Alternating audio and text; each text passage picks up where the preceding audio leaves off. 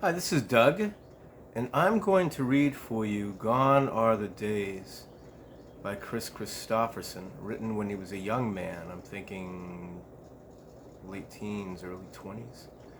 It takes place in the 50s. I'm going to guess certainly in the South, probably in the mountains. Suggested to me by my good friend Donna Clark, and of course, this is for the Kristofferson appreciation page. I hope that others listen to it as well, and it will certainly be found on Doug's page for creativity. But yeah, this is for the KK page is why I'm reading it. I hope you enjoy it. It's heavy duty, and I think it's quite good. There's no surprise that Kris Kristofferson, marvelous songwriter that he is also a fine short story writer. He abandoned that to write songs, but he won a prize publication of one of his works, several of his works in the Atlantic Monthly, and as we all know, a wonderfully wide-ranging, talented man. So Gone Are the Days by Kris Kristofferson. The man in the white shirt stopped talking and ground a cigarette into an ashtray. The other 10 men that filed up the dimly lit living room sat in silence. And one of them spoke up. "How come you picked Willis, Dad?" He was younger than the rest of the men in the room, thin and raw-boned, and though his face was expressionless, his eyes looked worried. "Why?" the man in the white shirt asked. "Well, you know him, Chet." All the eyes in the room were turned on the young man, who was leaning forward in his chair, looking down at his hands. "Yeah, I worked with him for Clemson before I went into the service," he said. He felt his throat tighten as he looked up. "How come you picked him?" His father looked at him for a few moments and started fishing for a cigarette. "Hell, no particular reason, I guess. It's just he's done better than most, and I think they all look up to him." He paused to light the cigarette. "And he lives out on the old Point Murrieta road, not right in the middle of Niggertown." "Yeah, I know," Chet said. No one said anything until one of the men laughed and said, "Well, Chet, I guess this isn't exactly a top-notch homecoming for a boy that's been out of touch so long." They all laughed a little, and the man said, "You know, Carlton, that boy's getting to look more like you than you do." And they all laughed again, nervously, and got up to leave. Chet's father looked at his watch. "We'll meet you at your garage at 8:30, Harry," he said. "That gives us 2 hours. The rest of you spread the word around and tell them to be on time. You don't need to bring gasoline because we'll have enough of that at the garage." The men nodded and filed out of the house. When they were gone, Chet said, "I think I'll head on down to Burke's for a while." "Hell, we got anything here you want to drink?" his father said. "No, I kind of want to look up some of the old crowd." "Sure, go ahead, son." He paused. "You have your watch with you?" "Yeah," he said. He stepped out of the door. He got into his car, a 46 Ford Coupe, and headed into town. He had a sick feeling as he drove along, and he turned the wind wings so that the air hit him in the face. His hands felt moist on the steering wheel, and he didn't drive fast. When he pulled up near the bar, he saw there were a lot of cars outside. He got out and walked to the door, which he pushed open. Inside, he made his way toward the bar. "Chet, you old son of a bitch, I heard you were back. How the hell are you?" one of the young men at the bar said as he turned around on his stool. A few others called their greetings. Chet sat down at the bar. "Oh, pretty good, I guess. I'm still getting used to this easy living." "I bet you hated like hell to get out of the goddamn army. I did a hitch in there too, you know." Chet laughed. Yeah, it was tough, but I'll manage." The bartender came up and Chet ordered a beer. "How's your old man these days?" the young man asked. "Just fine," he said. The bartender brought the beer and Chet sipped at it. The other man lowered his voice. "I guess you know all about the party last night. I understand your daddy's doing the organizing." They didn't look at each other, but Chet caught the eyes of the other man in the mirror behind the bar. "Yeah," he said. "That's really some house that nigger's got." "Yeah," Chet said. He He felt his throat tighten and he caught himself. Seems like a damn shame after he went to so much work building it, he said calmly. Hell, he doesn't even send his kids to the school anyway, does he? Nah, but that's not the point. The other man looked down at his beer. Anyway, you know where he got the money, don't you? He got it pimping, at least most of it. And all them goddamn niggers got together and helped him build it. He didn't even have to pay to have it built. None of the man at the bar said in a lowered voice, it's the way they do all their building. One of them will do the labor on another one's house, and he pays him back by doing the carpentry on his place, so they do it pretty cheap. Chet smiled and attempted to laugh. Cheap to you and me, maybe, but you can bet your sweet ass that Willis is damn near everything wrapped up in that house. First man looked at him. Yeah, but you can't look at it that way. I mean, thinking about it personally, it's a thing that's got to be done, and it's just too bad it has to happen to him. A man at the end of the bar said out loud, it's all right with me if you don't own a thing but that goddamn house. I never liked the bastard anyway. They laughed, and the bartender told him to keep it down. Chet lowered his voice. What if somebody gets hurt? He said. You know, there could be a lot of trouble about that. The other man laughed. I wouldn't lose any sleep over that, he said quietly. You sound almost worried about that nigger. Oh, hell, Chet said. He drained the rest of his beer. Come on. We're going to go round up some more of the gang. Manny and a bunch of them are down at the Union Hall. Well, you go ahead on, Chet said. You don't need me. Well, you'll be there, won't you? I don't know. I might, I might not. Well, I thought you'd be going, seeing as how your daddy's kind of running things, the other man said. But suit yourself. Well, I didn't say I wasn't going for sure, Chet said. I just don't feel too hot. The others filed out of the bar room. Chet sat alone at the bar and ordered another beer. It was 7:30 by the clock over the mirror, and his hands started to sweat again. In an hour, they'd be moving toward Willis's house in pickups, and Willis wouldn't know anything about it till he heard them coming. He couldn't do anything about it, even if he knew, Chet thought, but it didn't help much. But he knew he was taking the easy way out.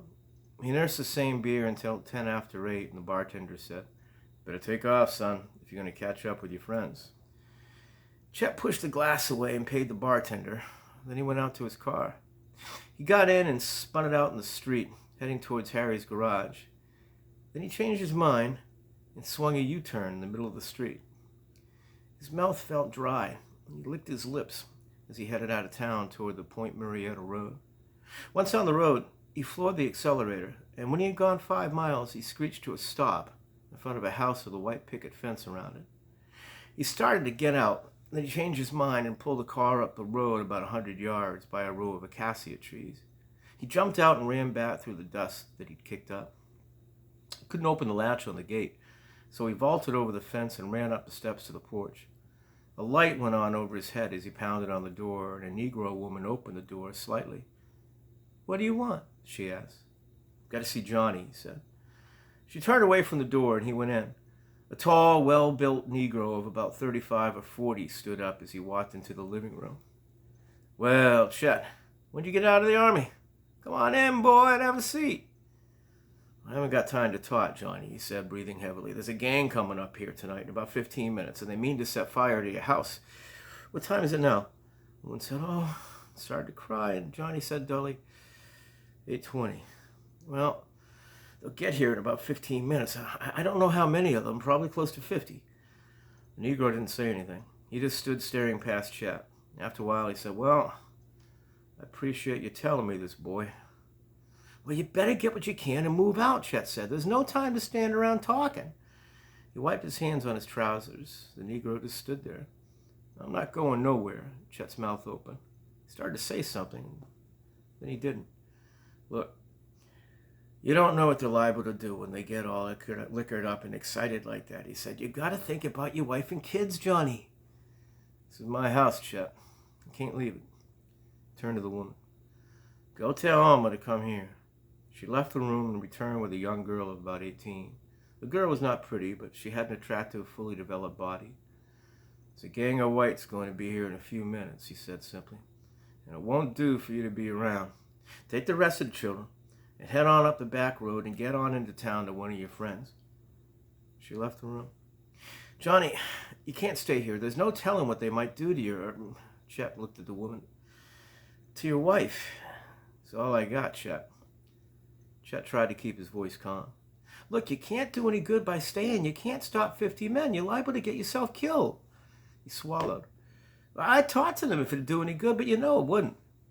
Oh, I know, the Negro said. But you got to look at it from my side. We'll do the best we can. The sound of trucks pulling up in front of the house stopped their talking. You better get yourself out of here, Chet. If they find you here, you've had it.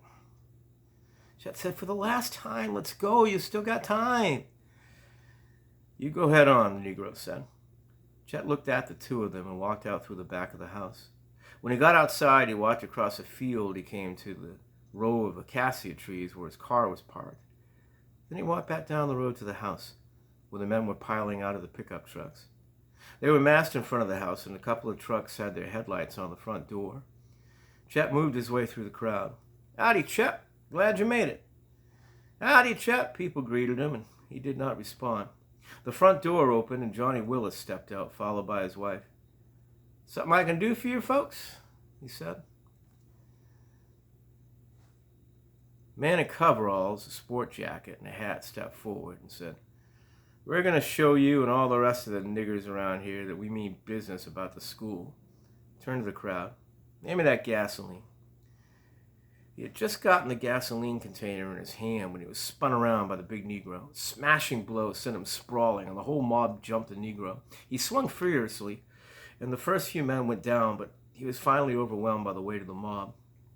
The woman screamed as they pounded and kicked him on the ground, and some of the men started sloshing the gasoline on the house. Match was lit, and the walls burst into flame, lighting the front lawn. Chet saw the blood-streaked face looking at the flames without expression, and then Willis turned and caught his eye, but he couldn't look him in the face, and he turned and pushed his way back through the mob and went to his car. He sat in the car staring at the flames that enveloped the house. He felt weak. He had trouble starting the car. Almost unconsciously, he headed the car back toward town, taking the dirt road behind the burning house. He stared ahead of him and kept seeing the Negroes swinging away at the mob. I did all I could, he told himself again. I couldn't have helped him, and God damn him, he should have left when I told him to. But he felt rotten. He swung around a corner in the dirt road and stepped on the brakes as his headlights showed a crowd of about 15 boys, some of them the ones that had been in the bar with him, in the middle of the road. Then he saw the girl. It was Alma, the Willis's daughter. He pulled off the road and got out of the car. They were all laughing and shouting, and he could tell they were all pretty drunk. The girl was surrounded by them, and she kept trying to get out of the circle. One of them grabbed her, and she pulled away and was grabbed by another. She broke loose, and the group followed her and stopped her again. Take it easy, honey child, someone said. Don't you like white meat? They all laughed. They grabbed at her and ran their hands over her body as she tried to move away from them. Chet bit his cheek and looked away. He knew what was going to happen to her. They all laughed, and he turned around, and one of the boys was holding her up, and another was trying to remove her skirt. As she looked frantically around, she saw Chet, but he looked away again. She struggled loose, and they laughed at her as she tried to move away from each of them. Then Chet was pushing his way through the crowd toward her. He grabbed her from behind with his arm around her waist and spun her around. He lifted her up and shouted, I got first!